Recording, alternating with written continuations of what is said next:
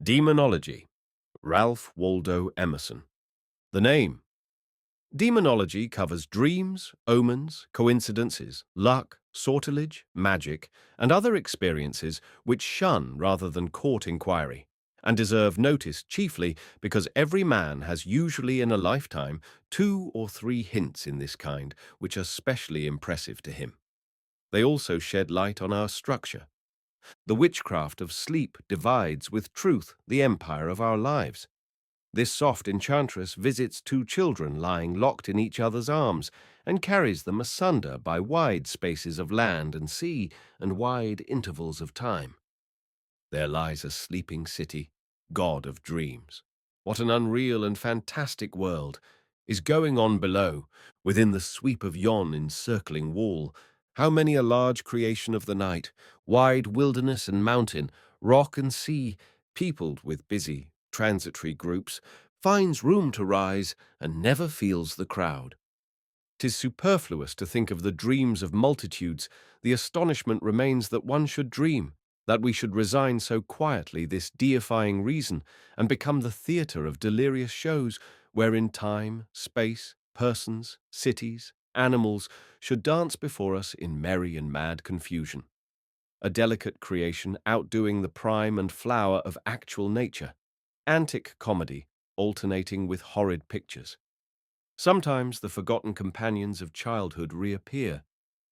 They come, in dim procession led, the cold, the faithless, and the dead, as warm each hand, each brow as gay, as if they parted yesterday. Or we seem busied for hours and days in peregrinations over seas and lands, in earnest dialogues, strenuous actions for nothings and absurdities, cheated by spectral jokes, and waking suddenly with ghastly laughter, to be rebuked by the cold, lonely, silent midnight, and to rake with confusion in memory among the gibbering nonsense to find the motive of this contemptible cachinnation. Dreams are jealous of being remembered. They dissipate instantly and angrily if you try to hold them. When newly awaked from lively dreams, we are so near them, still agitated by them, still in their sphere. Give us one syllable, one feature, one hint, and we should repossess the whole. Hours of this strange entertainment would come trooping back to us, but we cannot get our hand on the first link or fibre, and the whole is lost. There is a strange willfulness in the speed with which it disperses and baffles our grasp. A dislocation seems to be the foremost trait of dreams. A painful imperfection almost always attends them. The fairest forms, the most noble and excellent persons, are deformed by some pitiful and insane circumstance. The very landscape and scenery in a dream seem not to fit us, but like a coat or cloak of some other person, to overlap and encumber the wearer. So is the ground, the road, the house, in dreams, too long or too short, and if it served no other purpose would show us how accurately nature fits man awake.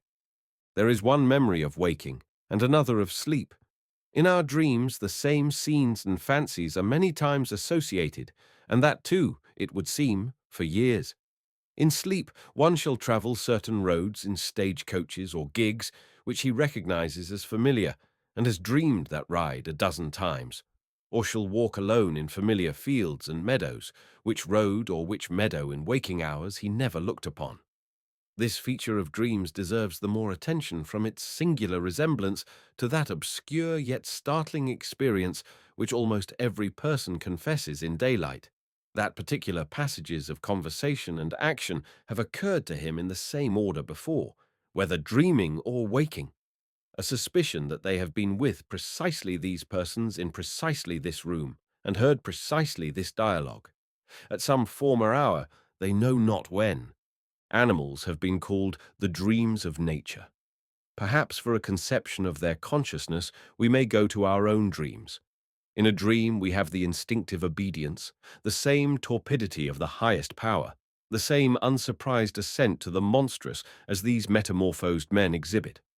Our thoughts in a stable or in a menagerie, on the other hand, may well remind us of our dreams. What compassion do these imprisoning forms awaken? You may catch the glance of a dog sometimes which lays a kind of claim to sympathy and brotherhood. What? Somewhat of me down there? Does he know it? Can he too, as I, go out of himself, see himself, perceive relations? We fear lest the poor brute should gain one dreadful glimpse of his condition, should learn in some moment the tough limitations of this fettering organization. It was in this glance that Ovid got the hint of his metamorphoses, Kalidasa of his transmigration of souls. For these fables are our own thoughts carried out. What keeps those wild tales in circulation for thousands of years?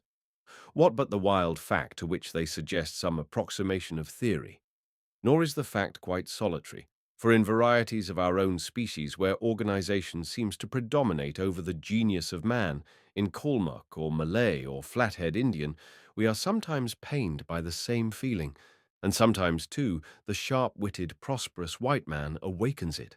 In a mixed assembly, we have chanced to see not only a glance of Abdiel, so grand and keen, but also in other faces the features of the mink, of the bull, of the rat, and the barn-door fowl. You think, could the man overlook his own condition, he could not be restrained from suicide. Dreams have a poetic integrity and truth. This limbo and dust hole of thought is presided over by a certain reason too. Their extravagance from nature is yet within a higher nature. They seem to us to suggest an abundance and fluency of thought not familiar to the waking experience. They pique us by independence of us, yet we know ourselves in this mad crowd, and owe to dreams a kind of divination and wisdom. My dreams are not me, they are not nature, or the not me, they are both. They have a double consciousness, at once sub and objective. We call the phantoms that rise, the creation of our fancy, but they act like mutineers and fire on their commander, showing that every act, every thought, every cause is bipolar, and in the act is contained the counteraction. If I strike, I am struck.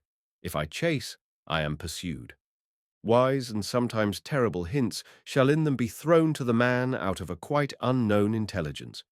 He shall be startled 2 or 3 times in his life by the justice as well as the significance of this phantasmagoria. Once or twice the conscious fetters shall seem to be unlocked and a freer utterance attained. A prophetic character in all ages has haunted them. They are the maturation often of opinions not consciously carried out to statements, but whereof we already possess the elements.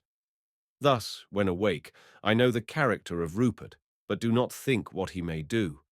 In dreams I see him engaged in certain actions which seem preposterous, out of all fitness. He is hostile, he is cruel, he is frightful, he is a poltroon. It turns out prophecy a year later, but it was already in my mind as character, and the Sibyl dreams merely embodied it in fact. Why then should not symptoms, auguries, forebodings be, and, as one said, the moanings of the spirit? We are let by this experience into the high region of cause and acquainted with the identity of very unlike seeming effects. We learn that actions whose turpitude is very differently reputed proceed from one and the same affection. Sleep takes off the costume of circumstance, arms us with terrible freedom, so that every will rushes to a deed. A skilful man reads his dreams for his self-knowledge, yet not the details, but the quality. What part does he play in them? A cheerful, manly part, or a poor, drivelling part? However monstrous and grotesque their apparitions, they have a substantial truth. The same remark may be extended to the omens and coincidences which may have astonished us. Of all it is true that the reason of them is always latent in the individual. Goethe said, "These whimsical pictures, inasmuch as they originate from us, may well have an analogy with our whole life and fate." The soul contains in itself the event that shall presently befall it, for the event is only the actualizing of its thoughts. It is no wonder that particular dreams and presentiments should fall out and be prophetic. The fallacy consists in selecting a few insignificant hints when all are inspired with the same sense, as if one should exhaust his astonishment at the economy of his thumbnail and overlook the central causal miracle of his being a man. Every man goes through the world attended with innumerable facts, prefiguring, yes, distinctly announcing, his fate, if only eyes of sufficient heed and illumination were fastened on the sign. The sign is always there, if only the eye were also. Just as under every tree in the speckled sunshine and shade, no man notices that every spot of light is a perfect image of the sun, until in some hour the moon eclipses the luminary, and then first we notice that the spots of light have become crescents, or annular, and correspond to the changed figure of the sun. Things are significant enough, heaven knows. But the seer of the sign, where is he? We doubt not a man's fortune may be read in the lines of his hand by palmistry, in the lines of his face by physiognomy, in the outlines of the skull by craniology. The lines are all there, but the reader waits. The long waves indicate to the instructed mariner that there is no near land in the direction from which they come. Belzoni describes the 3 marks which led him to dig for a door to the pyramid of Gizeh. What thousands had beheld the same spot for so many ages and seen no 3 marks? Secret analogies tie together the remotest parts of nature, as the atmosphere of a summer morning is filled with innumerable gossamer threads running in every direction, revealed by the beams of the rising sun. All life, all creation, is telltale and betraying. A man reveals himself in every glance and step and movement and rest. Head with foot hath private amity, and both with moons and tides. Not a mathematical axiom, but is a moral rule.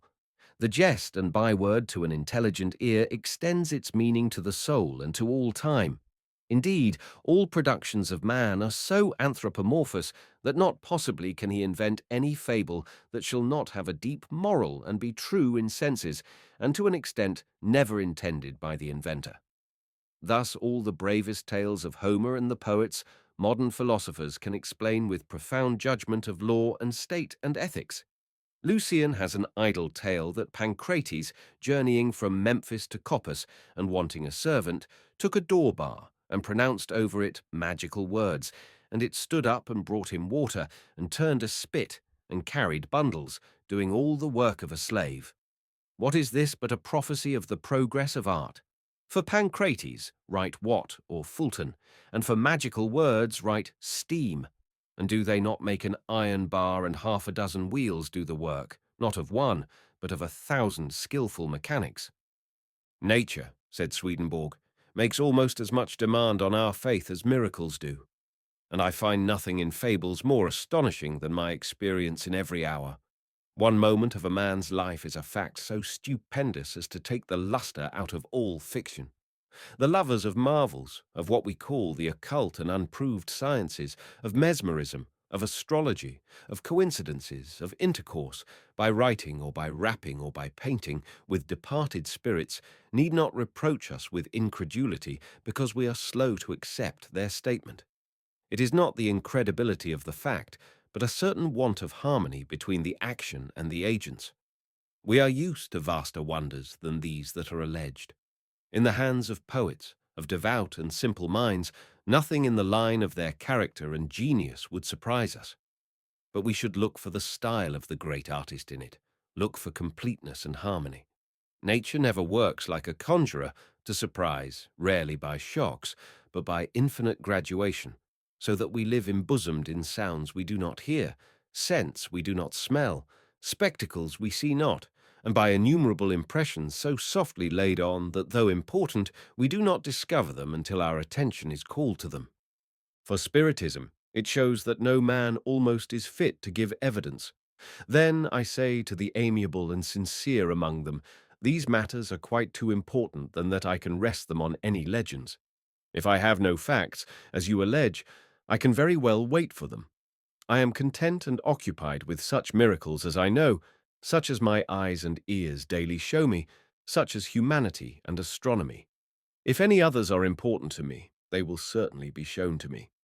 In times most credulous of these fancies, the sense was always met and the superstition rebuked by the grave spirit of reason and humanity. When Hector is told that the omens are unpropitious, he replies, "One omen is the best, to fight for one's country." Euripides said, "He is not the best prophet who guesses well, and he is not the wisest man whose guess turns out well in the event, but he who, whatever the event be, takes reason and probability for his guide." Swans, horses, dogs, and dragons, says Plutarch. we distinguish as sacred and vehicles of the divine foresight, and yet we cannot believe that men are sacred and favorites of heaven.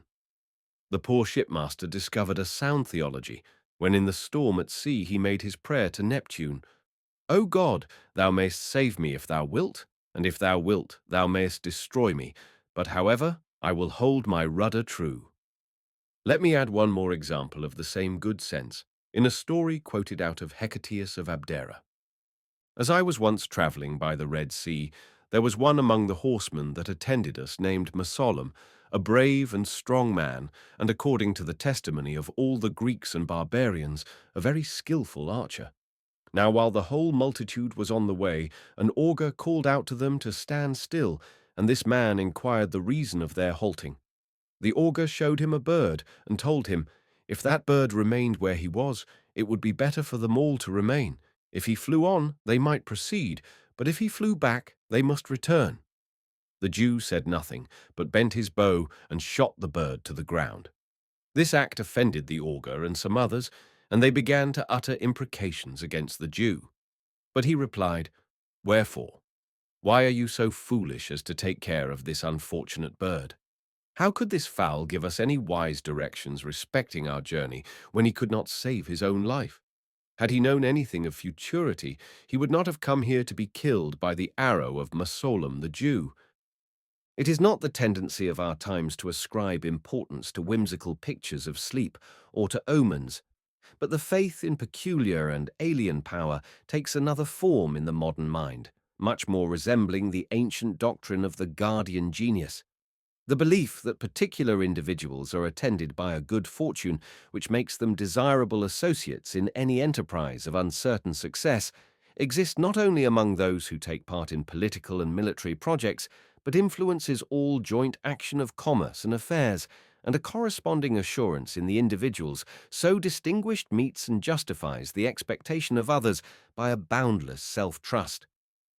I have a lucky hand, sir, said Napoleon to his hesitating chancellor. Those on whom I lay, it are fit for anything. This faith is familiar in one form, that often a certain abdication of prudence and foresight is an element of success, that children and young persons come off safe from casualties that would have proved dangerous to wiser people.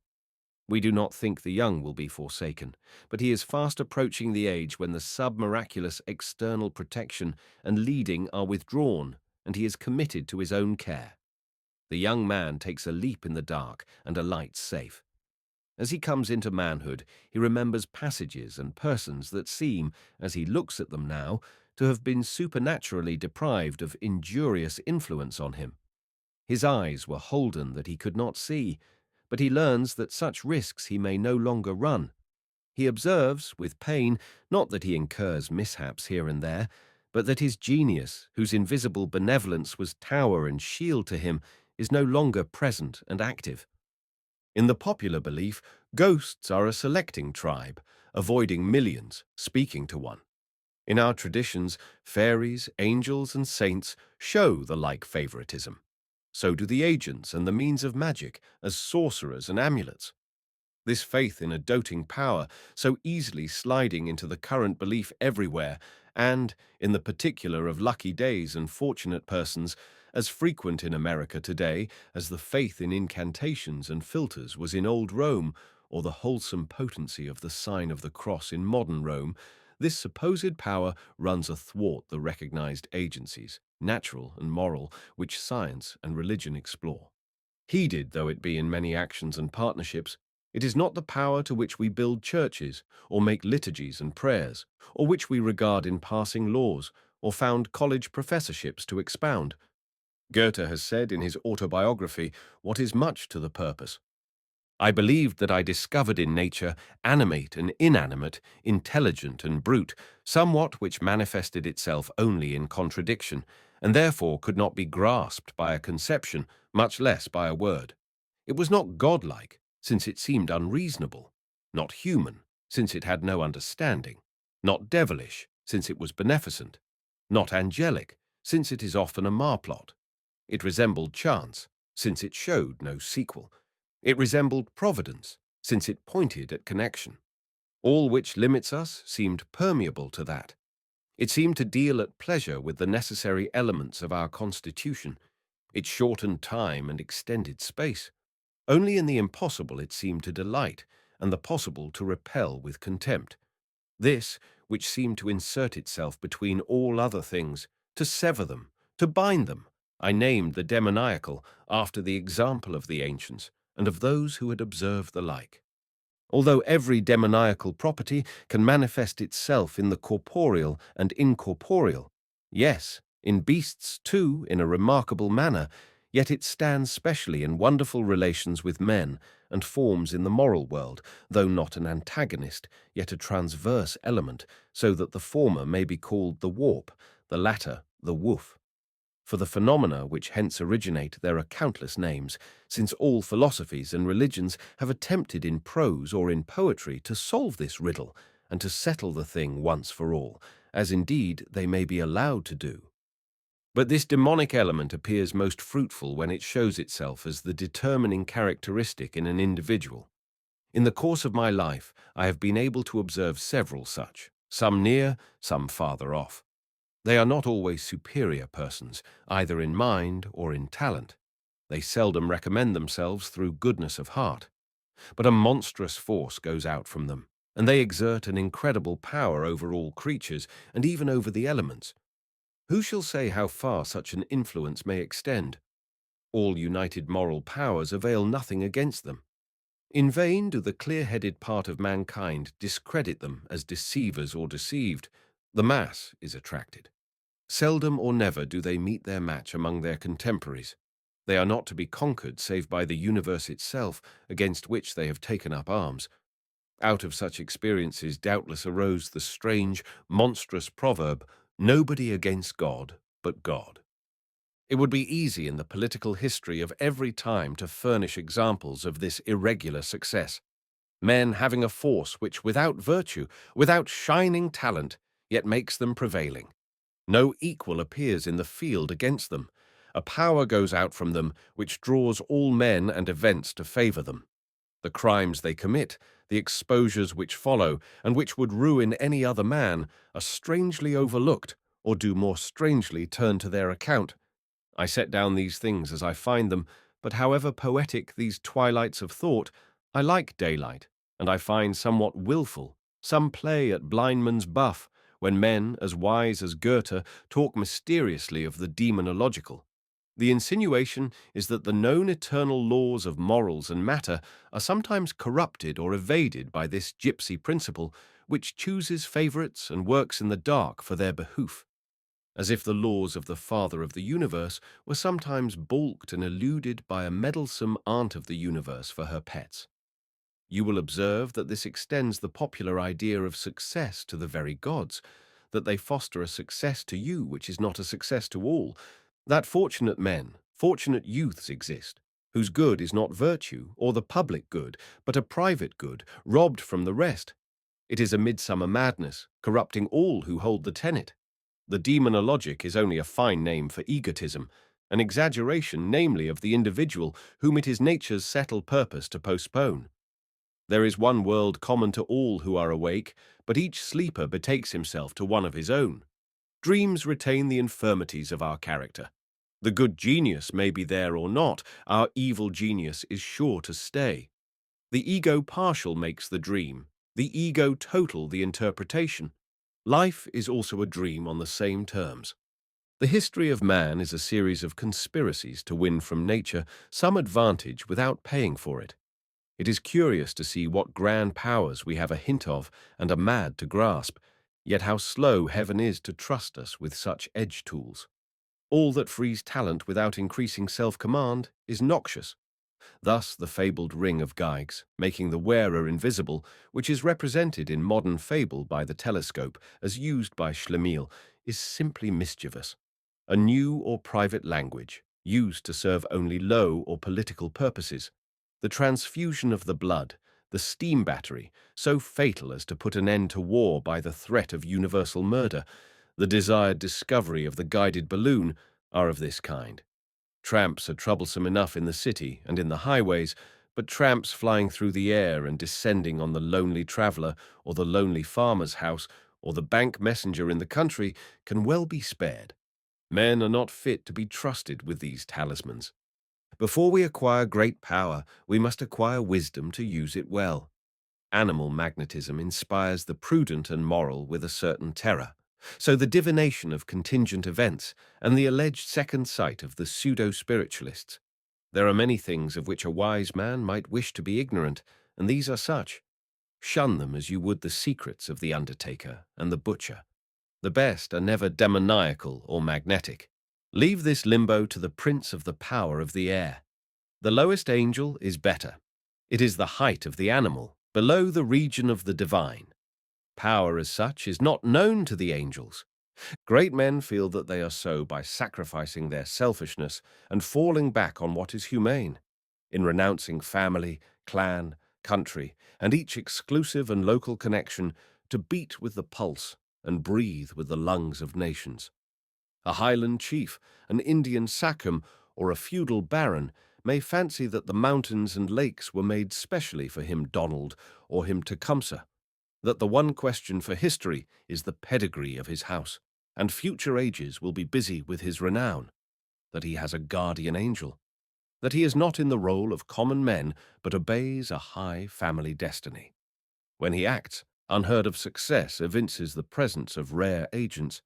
What is to befall him, omens and coincidences foreshow. When he dies, banshees will announce his fate to kinsmen in foreign parts. What more facile than to project this exuberant selfhood into the region where individuality is forever bounded by generic and cosmical laws? The deepest flattery, and that to which we can never be insensible, is the flattery of omens. We may make great eyes if we like, and say of one on whom the sun shines, "What luck presides over him?" But we know that the law of the universe is one for each and for all.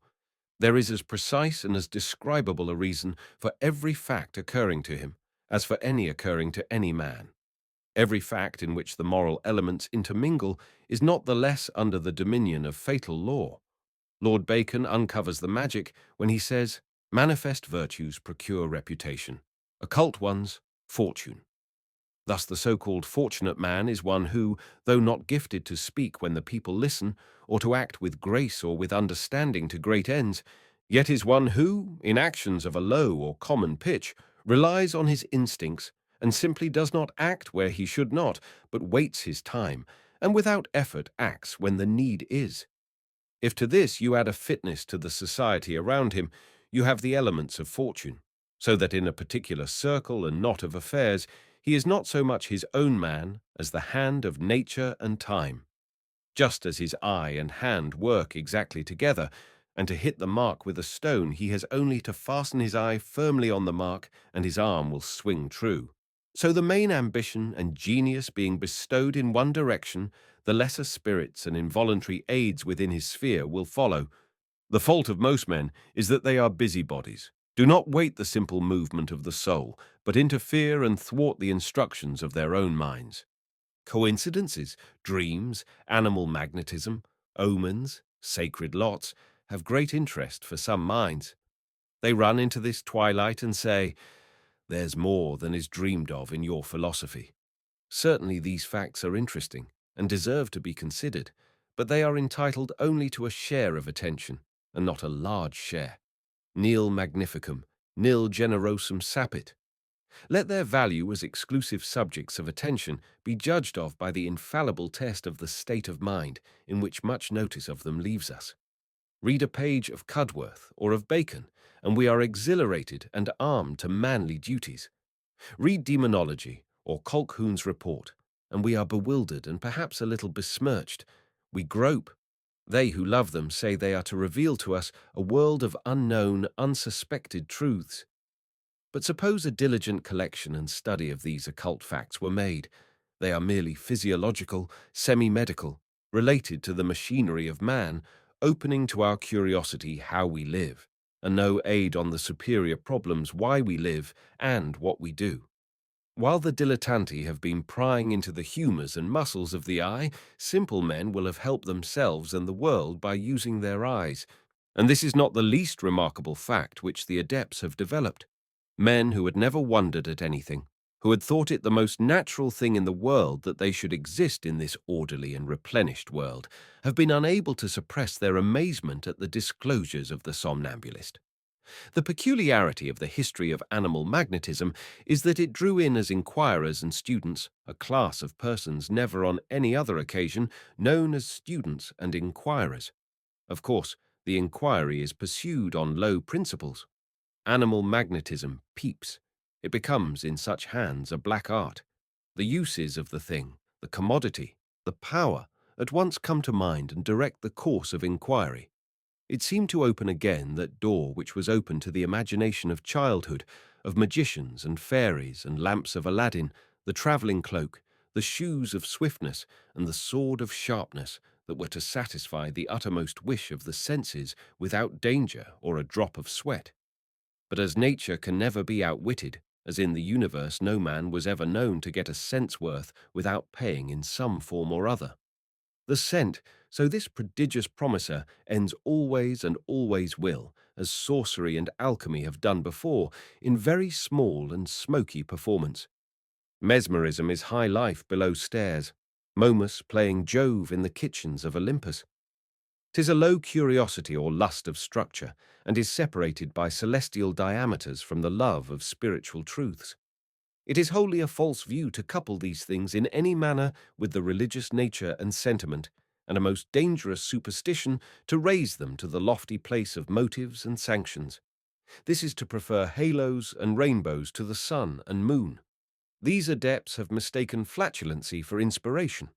Were this drivel which they report as the voice of spirits really such, we must find out a more decisive suicide. I say to the table rappers, I well believe thou wilt not utter what thou dost not know, and so far will I trust thee, gentle Kate. They are ignorant of all that is healthy and useful to know, and by laws of kind, dunces seeking dunces in the dark of what they call the spiritual world, preferring snores and gastric noises to the voice of any muse. I think the rapping's a new test, like blue litmus or other chemical absorbent, to try catechisms with. It detects organic skepticism in the very heads of the church. 'Tis a lawless world.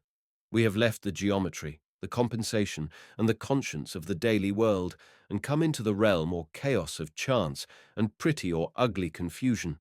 No guilt and no virtue, but a droll bedlam where everybody believes only after his humour, and the actors and spectators have no conscience or reflection, no police, no foot rule, no sanity, nothing but whim and whim creative.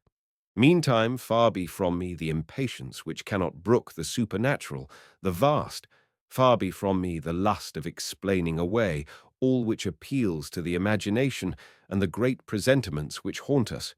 Willingly I too say, Hail, to the unknown awful powers which transcend the ken of the understanding.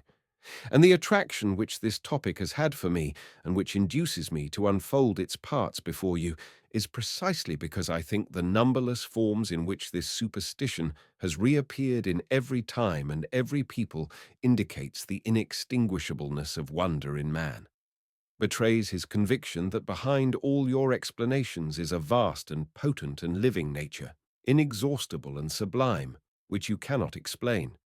He is sure no book, no man has told him all. He is sure the great instinct, the circumambient soul which flows into him as into all, and is his life, has not been searched. He is sure that intimate relations subsist between his character and his fortunes, between him and his world, and until he can adequately tell them, he will tell them wildly and fabulously. Demonology is the shadow of theology. The whole world is an omen and a sign. Why look so wistfully in a corner? Man is the image of God. Why run after a ghost or a dream? The voice of divination resounds everywhere and runs to waste unheard, unregarded, as the mountains echo with the bleatings of cattle.